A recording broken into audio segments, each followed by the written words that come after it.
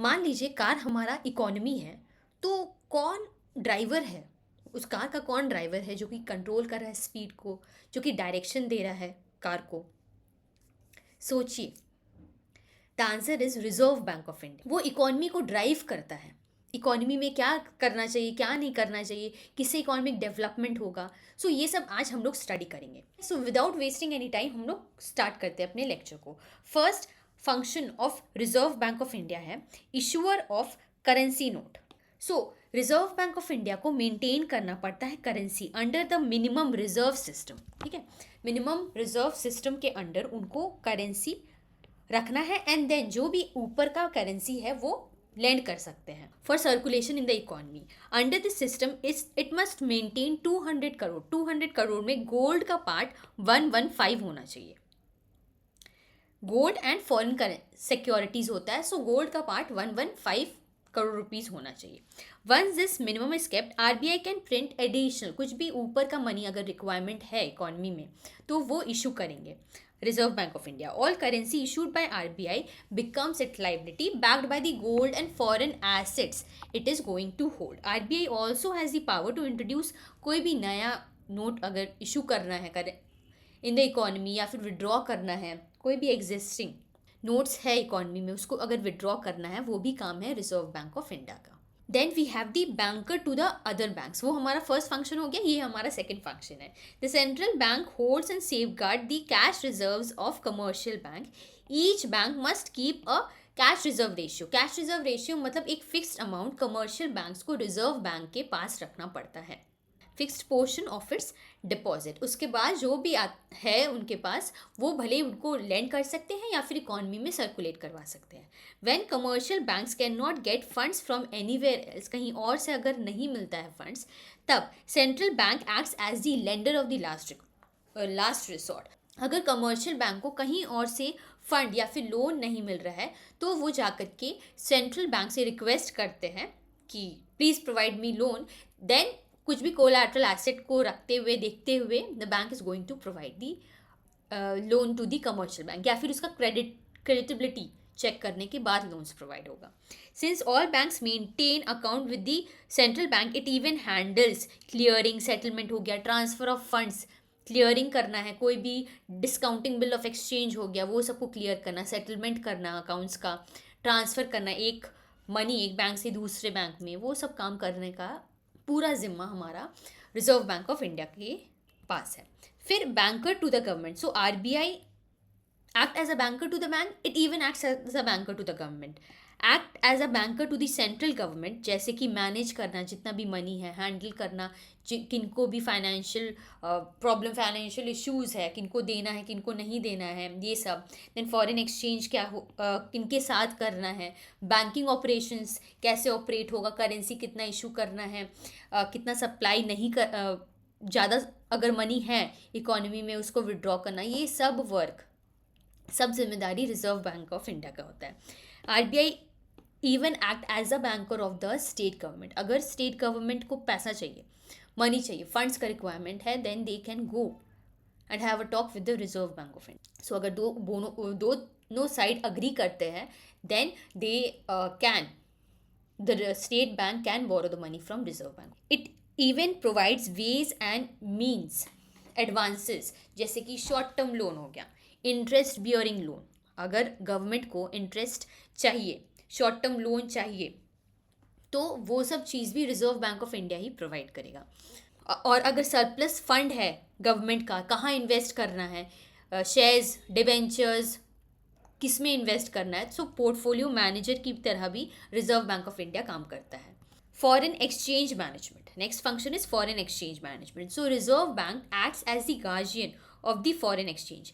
सो जितना भी foreign exchange market में strict exchange regulations, rules and regulations लाना है, कोई भी स्पेक्यूलेशन एक्टिविटी के लिए रिजर्व बैंक ऑफ इंडिया वो चेक करेंगी कि अगर डॉलर यूज़ तो नहीं हो रहा कुछ भी स्पेक्यूलेशन एक्टिविटी के लिए, एंड अगर कोई भी करेंसी है मार्केट में वो ओवरसीज तो नहीं जा रहा, मतलब आउट ऑफ द कंट्री तो नहीं जा रहा है, जैसे डॉलर्स मोस्टली सेल होता है एंड ओवरसीज ये नहीं जाना चाहिए, ये सब चीज़ मना है। So it even control sharp movements and रूपी value. RBI actively intervenes in the foreign market, particularly in the dollar rupee rate. मतलब कि RBI भी इंटरवीन करता है फॉरेन एक्सचेंज मार्केट में, particularly in the dollar rupee rate. मतलब कि dollar और रुपी का जो एक्सचेंज होता है, अगर उसमें प्राइस वोटालिटी है, प्राइजेस बहुत फ्लक्चुएशंस है, तो उसको स्टेबलाइज करने का भी काम है फॉरेन, उसका स्टेबलाइज करने का भी काम है रिजर्व बैंक ऑफ इंडिया का ही। Then next is credit control. Credit control दो टाइप का होता है, qualitative and quantitative credit control. So ये वाला हम लोग नेक्स्ट क्लास में स्टडी करेंगे। जैसे इसको देख लीजिए, क्रेडिट कंट्रोल क्यों फंक्शन है रिजर्व बैंक ऑफ इंडिया का, ताकि वो इन्फ्लेशन को चेक में रखे। इन्फ्लेशन अगर बहुत ज़्यादा है इकोनॉमी में, सो उस चीज़ को चेक में रखने के लिए ये क्रेडिट कंट्रोल किया जाता है। बहुत ज़्यादा इन्फ्लेशन इकोनॉमी में नहीं होना चाहिए, सो मनी को विड्रॉ करना पड़ेगा। सो ये भी काम है रिजर्व बैंक ऑफ इंडिया का। Then supervisory function, RBI has the authority to grant licenses for starting new banks and opening new branches. अगर न्यू बैंक ब्रांचेस ओपन करना है, कोई भी न्यू बैंक्स स्टार्टअप करना है इकोनॉमी में, सो उसके लिए रिजर्व बैंक ऑफ उसके लिए बैंक्स को लाइसेंस चाहिए। तो लाइसेंस इशू कौन करेगा? लाइसेंस इशू करने का काम है रिजर्व बैंक ऑफ इंडिया का। मिनिमम रिजर्व रिक्वायरमेंट सेट करेंगे कि इतना आप रिजर्व रखिए, उसके बाद जो भी लोन वगैरह देना है, CSR रखिए, उसके बाद जो भी करना है आप कीजिएगा। It oversees the operations of commercial bank in India as well as in abroad. India हो गया, अब्रॉड में हो गया। अगर ब्रांच है इंडिया में किसी भी बैंक का, उसका ब्रांच अब्रॉड में भी है, सो इसका देखने का जिम्मेदारी हो जाता है reserve bank of India. Bank का, कमर्शियल बैंक का ऑडिट करवाने का काम भी उन्हीं का होता है, ताकि फंक्शनिंग प्रॉपरली हो, कोई भी ऐसे स्पेक्यूलेशन एक्टिविटी ना हो, फाइनेंशियल स्टेबिलिटी इकोनॉमी में बना रहे। सो ये सुपरवाइजरी फंक्शंस के अंडर, ये सब सुपरवाइजरी फंक्शंस के अंडर आता है। सो क्वेश्चंस में आप लोगों से पूछा जाता है कि सुपरवाइजरी फंक्शंस के अंडर क्या क्या आता है, ऑप्शंस आर बीइंग प्रोवाइडेड। सो आपको समझना होगा कि सुपरवाइजरी फंक्शन के अंडर ये सब आता है, ताकि आप अच्छा से आइडेंटिफाई कर पाए। Then promotional functions of reserve bank of India. अब प्रमोशनल फंक्शंस के अंडर क्या है? अगर इकॉनमी में डेवलपमेंट को बूस्ट करना है, ठीक है, उसके लिए प्रमोशन करना पड़ता है। जैसे कोई भी इकॉनमी में किसी को क्रेडिट रिक्वायरमेंट है, क्रेडिट नीड है, एग्रीकल्चर सेक्टर में, इंफ्रास्ट्रक्चर सेक्टर्स में, तो वो सब चीज़ को देखने का काम होता है रिजर्व बैंक ऑफ इंडिया का। To support industries, the Reserve Bank of India has helped establish key financial institutions such as ICICI, IDBI, SIDBI, export import banks, है ना। हर एक फंक्शन के लिए रिजर्व बैंक ऑफ इंडिया ने एक bank बना दिया है। एक्सपोर्ट इम्पोर्ट बैंक हो गया, फॉरेन एक्सचेंज रिजर्व्स को चेकआउट करेगा। फिर सिडबी हो गया, small industrial development bank, small industries जो लोकली ऑपरेट करते हैं, वो सब चेक करने का काम हो गया सिडबी का। सो अलग अलग इंस्टीट्यूशंस अलग अलग काम को देखते हैं। फिर reserve bank of India even provides training facility, जैसे ट्रेनिंग कॉलेजेस सेटअप किए हैं, ताकि बैंकिंग स्टाफ लोगों को हेल्प हो, उन लोगों को समझ में आए कि कैसे बैंक्स में ऑपरेट किया जाता है। एट द नेशन टॉप वहाँ डेटा कलेक्शन हो गया, sharing statistical data on interest rate, inflation, savings, investment, कोई भी अदर इकोनॉमिक इंडिकेटर्स है, ये सब चीज़ फंक्शन को देख रेख करना, इशू करना, रिपोर्ट एंड बुलेटिन्स को इशू करना, annual report on trends and progress of commercial banks, ये सब रिपोर्ट्स को इशू करना, पब्लिश करना, वीकली स्टेटमेंट्स, ये सब काम करना का है जिम्मेदारी reserve bank of India. So Reserve bank of India central bank है, इसलिए उनके ऊपर इतना सारा चीज़ों का जिम्मेदारी है, ये समझ लीजिए। To promote banking habits among the public, reserve bank of India even कुछ क्रेडिट इंस्टीट्यूशंस उन्होंने क्रिएट किया है। यूटीआई, अच्छा यूटीआई हो गया, फिर deposit insurance corporation. Deposit insurance corporation 1962 में स्टैब्लिश हुआ था। देन यूटीआई 1964 में, वैसे ही आईडीबीआई हो गया सेम 1964 ही है। नबार्ड हो गया 1982। देन नेशनल हाउसिंग बैंक हो गया, देन 1988 नेशनल हाउसिंग, जो हाउसिंग कॉरपोरेशन में कितना फंडिंग्स प्रोवाइड करना है। लोन का एक हम लोग क्वेश्चन पढ़े थे, हाउसिंग में कैसे लोन होगा। सो एक क्वेश्चन था इसके ऊपर, मुझे याद आ रहा है, पिछले लेक्चर में हमने शायद ये वाला कवर किया था। सो देखिए, ये वाला भी है हमारा इंपॉर्टेंट, ठीक है। The RBI also helps promote export by giving refinance support to institution, जैसे एग्जाम बैंक हो गया, export credit guarantee corporation of India. So refinance अगर देना है फाइनेंशियल हेल्प, रेमिटेंसेस अगर देना है एक्सपोर्ट इम्पोर्ट बैंक को, तो ये सब भी काम हो जाता है रिजर्व बैंक ऑफ इंडिया का, राइट। ये सब आपको, आई होप ये सब क्लियर हो चुका होगा। अब हम लोग बढ़ते हैं आगे towards the interesting part of our lecture, जैसे कि previous question. So first of all हम क्वेश्चन दिखाएंगे and then you need to solve it out, और उसके बाद हम आंसर रिवील करेंगे। So first question is, reserve bank of India ensures that banks operate within the set norms by conducting inspections monitoring. Monitoring के आगे भी ना एक गैप है, उसके बाद मॉनिटरिंग है। सो ट्राई कीजिए सॉल्व करने का। So the right answer over here is option number A, on site end of site. इसका एक्सप्लेनेशन देखिए, reserve bank of India supervises bank using दो मेथड। क्या है? On site method, inspection method हो गया, जैसे कि आरबीआई जो ऑफिशियल्स है वो लोग विजिट करेंगे बैंक ब्रांचेस को, टाइम टाइम पे जा करके बैंक ब्रांचेस में विजिट करेंगे, ताकि कुछ भी स्पेक्यूलेशन एक्टिविटी वगैरह ना हो। अकाउंट चेक करना, ऑडिट करना, कंप्लाइंस, फ्रॉड वगैरह, वो सब ऑपरेशंस वगैरह चेक करना। फिर ऑफलाइन मॉनिटरिंग, जाके इंस्पेक्शन करना और मॉनिटरिंग दूर से करना, रिव्यू दूर से करना। RBI monitors bank data and reports submitted regularly, या तो ऑनलाइन या तो रिटर्न्स को। सो यहाँ कोई भी ज़रूरत नहीं है फिजिकली वहाँ प्रेजेंट होने का, दूर से भी सब चीज़ हो सकता है, ठीक है। Next question is, exchange rate system where the central bank intervenes to smoothen out the exchange rate fluctuations. So exchange rate system जहाँ सेंट्रल बैंक आते हैं ताकि फ्लक्चुएशन सिस्टम सही से चल सके, सेंट्रल बैंक का इंटरवेंशन होता है। सो राइट आंसर क्या हो सकता है इसका? So the right answer over here is option number C. देखिए, गवर्नमेंट इंटरवेंशन यहाँ नहीं होता है, no government intervention. Clean float में भी no government intervention, manage float में होता है। सो इसका मेन देखिए क्या है कि एक्सचेंज रेट डिटरमाइन कैसे होता है, market demand and market forces से डिटरमाइन होता है। यहाँ कोई भी गवर्नमेंट इंटरवेंशन का सीन नहीं है, नो गवर्नमेंट इंटरवेंशन, ठीक है। क्लीन फ्लोट में भी मार्केट डिमांड और मार्केट सप्लाई के हिसाब से ही होगा, गवर्नमेंट यहाँ भी कोई भी दखल अंदाजी नहीं करेंगे।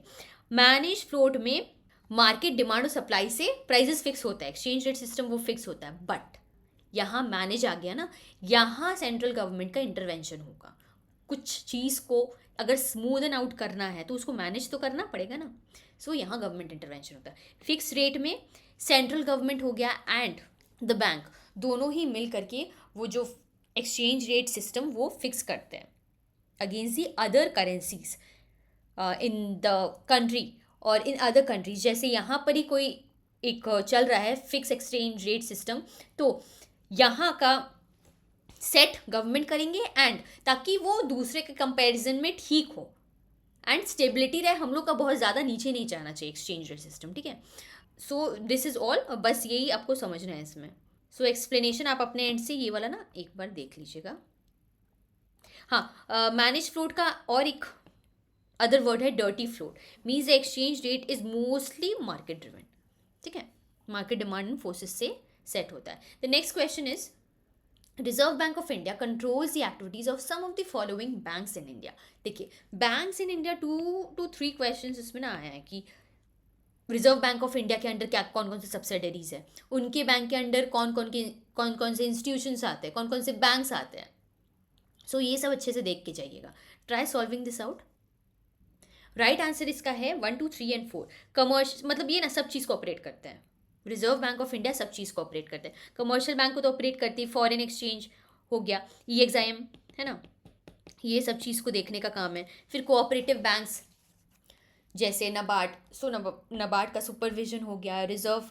फिर रीजनल रूरल बैंक्स अभी हम लोगों ने स्टडी किया था सो प्रीवियस लेक्चर्स में।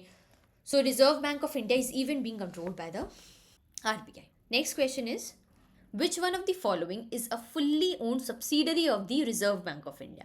So Reserve Bank of India का fully owned subsidiary, अभी हम लोगों ने देखा ना, इनका अंडर बहुत सारा आता है। हम आप लोगों को एक लिस्ट प्रोवाइड कर देंगे, सो एक बार बस चेक कर लीजिएगा कि कौन कौन सा किसके रिजर्व बैंक के अंडर कौन कौन सा आता है, एक बार बस पढ़ लीजिएगा, हो सकता है आपके पेपर में पूछ लिया जाए क्योंकि 2023 का है ना। I am going to post this, so regular जो पोस्ट है ना वो चेक करते रहिएगा हमारा कम्युनिटी पोस्ट वाले सेक्शन में।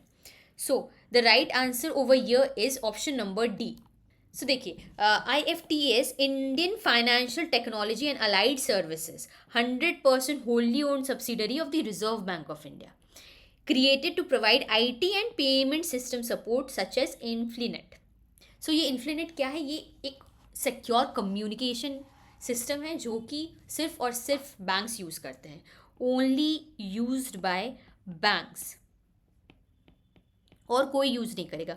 बैंक्स, कमर्शियल बैंक्स RBI के साथ बात करने के लिए यूज़ करेंगे. कोई भी फाइनेंशियल इंस्टीट्यूशन इंडिया में है वो RBI से बातचीत करने के लिए यूज़ करेगा. इससे क्या होता है, मेन पर्पस इसका क्या है, ये अलाउ करता है ताकि सेव एक्सचेंज हो मैसेजेस का. फाइनेंशियल मैसेजेस अगर हो रहा है वो बहुत कॉन्फिडेंशियल होता है, तो उसका अच्छा से मतलब कॉन्फिडेंशियल होता है, इसीलिए सेफली और सिक्योर वे में कम्युनिकेशन होना चाहिए. It even helps to connect the reserve bank of India with the commercial banks. ठीक है. Next question is, which of the following are the functions of reserve bank of India. अभी हमने पढ़ा था, try solving this out, very much important. So the right answer over here is option number B. B में A, देखिए A, B physical policy, D और E. Physical policy हमारे government set करते हैं, ठीक है, ये हमारा नहीं होगा. बैंकर इशू ऑफ करेंसी हो गया, issue to the bank, bankers bank हो गया, लेंडर ऑफ लास्ट रिसोर्ट, ये अभी हम लोगों ने स्टडी किया था. कंट्रोलर ऑफ क्रेडिट, क्रेडिट किनको मतलब क्वांटिटेटिव एंड क्वालिटेटिव टूल्स, वो वाला है इसमें. Then custodian of foreign exchange reserves. ठीक है. सो ये वाला पार्ट आप लोग चेक कर लीजिएगा, ये उसका जस्ट एक्सप्लेनेशन है. Next question and the last question of today's lecture is, list 1 और लिस्ट 2 दे दिया गया है, आप लोगों को मैच करना है. सो इसका हम लोग यहाँ से मैच करते हैं. फॉरवर्ड मार्केट, फॉरवर्ड मार्केट का हो जाएगा third, transactions entered into for settlement at a future date, आगे जा करके डेट में सेटल करना, उसका मतलब फॉरेन मार्केट हो गया. Then arbitrage, process of making riskless profit by exploiting price differences. Differences आया ना, एक मार्केट से हम लोग खरीदेंगे, दूसरे मार्केट में बेचेंगे, जहाँ लो प्राइस है वहाँ से हम लोग खरीदेंगे, नेक्स्ट मार्केट में हम लोग बेचेंगे, तो ये आर्बिट्रेज हो गया. सो सी का 2 हो जाएगा. ऑप्शन नंबर ए है हमारा इसमें right. Then exchange rate, price of 1 unit of a currency in terms of some units of another currency. And direct quotation हो गया, refers to price of 1 unit of foreign currency in terms of some unit of home currency. So option number ये है, A है ना. इसका explanation देखिए, exchange rate, it is a price of 1 currency in terms of another currency. एक currency का दूसरे currency से क्या संबंध है, क्या टर्म्स है. फिर foreign market, future date currency transaction. Arbitrage, हम एक लो मार्केट से खरीदेंगे, सेल करेंगे दूसरा मार्केट में, ताकि profit, to earn riskless profit, मतलब कि हमारा प्रॉफिट्स होना ही चाहिए, है ना. अगर लो से खरीद रहे, हाई में बेच रहे, तो हमारा प्रॉफिट होगा ही, तो ये आर्बिट्रेज हो गया. फिर direct quotation, foreign currency expressed in domestic currency, जैसे यूएसडी डॉलर. यूएसडी डॉलर अगर इंडियन रुपी में चेक करेंगे तो ₹87 है. सो फॉरेन करेंसी कैसे एक्सप्रेस होता है डोमेस्टिक करेंसी में, वो डायरेक्ट कोटेशन है, right. So this was all about today's lecture. I hope you like the lecture. अगर आपको किसी भी टाइप का डाउट हो, कुछ भी क्वेश्चंस पूछना हो, you are free to comment that down. I would love to give a reply to that. And regularly आप लोग कम्युनिटी पोस्ट जो होता है ना, वो सब चेक करते रहा करिए. उसमें बहुत सारा क्वेश्चंस हो गया, एंड देन हम पोस्ट भी करते रहते हैं कुछ कुछ इंपॉर्टेंट चीज़, सो वहाँ से भी आपको हेल्प मिल जाएगा. So once again thank you for watching the lecture and take care, bye bye and keep studying.